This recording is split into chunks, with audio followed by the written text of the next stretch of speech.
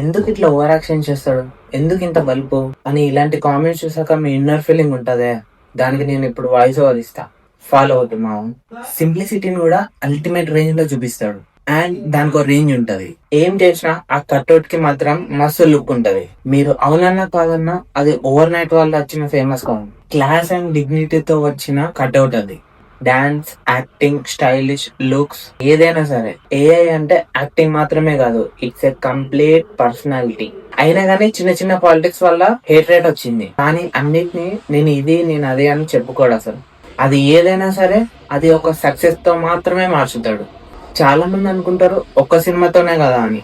Allu Arjun fan base చాలా ఎక్కువ guys. మీరే చెప్పండి గైస్, ఏఎన్ 22 హిట్ టాక్ వస్తే తెలుగు మార్కెట్ వద్దనుకున్నా సరే నార్త్ లో 1000 crores కొట్టే సత్తా అల్లు అర్జున్ కి ఉంది. అవునా కాదా కామెంట్ చేయండి. సినిమా రావడానికి చాలా టైం ఉంది. అల్లు అర్జున్ ఫ్యాన్స్ ఎవరైనా ఉంటే ఫాలో కొట్టండి. ఇలాంటి మరిన్ని ముచ్చట్లు మాట్లాడుకుందాం.